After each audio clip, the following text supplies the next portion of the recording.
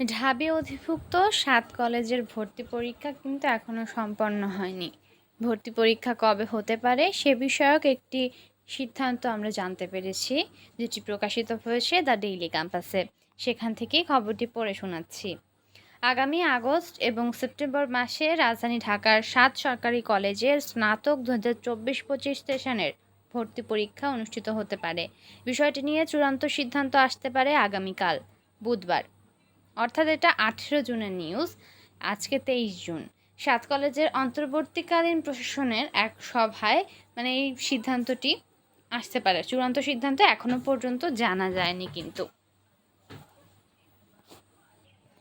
মঙ্গলবার এই বিষয়টি নিশ্চিত করেছেন ৭ কলেজের অন্তর্বর্তী প্রশাসন এবং ঢাকা কলেজের অধ্যক্ষ অধ্যাপক এ.কে.এম. ইলিয়াস। তিনি বলেন, আগামীকাল আমাদের একটি মিটিং রয়েছে, সেখানে ভর্তি পরীক্ষার বিষয়ে চূড়ান্ত সিদ্ধান্ত নেওয়া হতে পারে। এখানে আমাদের প্রথম অগ্রাধিকার দেওয়া হয়েছে ভর্তি পরীক্ষার ক্ষেত্রে। তিনি আরও জানান, আগস্ট সেপ্টেম্বরের মধ্যে ভর্তি পরীক্ষা সম্পন্ন করার পরিকল্পনা রয়েছে। বিজ্ঞপ্তি প্রকাশ করা হতে পারে এই জুন মাস অথবা জুলাইয়ের মধ্যে। বিজ্ঞপ্তি প্রকাশ এবং অন্যান্য আনুষঙ্গিক কাজের কারণে ভর্তি পরীক্ষা কিছুটা দেরি হচ্ছে।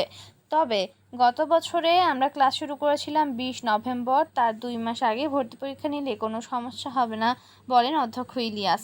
এদিকে কয়েকটি সূত্র জানিয়েছে, এবছর সেকেন্ড টাইম পরীক্ষার্থীদের পরীক্ষায় অংশগ্রহণের সুযোগ রাখা হতে পারে, তবে এতে পেনাল্টি সংযুক্ত থাকতে পারে। একই সঙ্গে আসন সংখ্যা কিছুটা কমানোর বিষয়েও সিদ্ধান্ত আসতে পারে আগামীকালের বৈঠকে।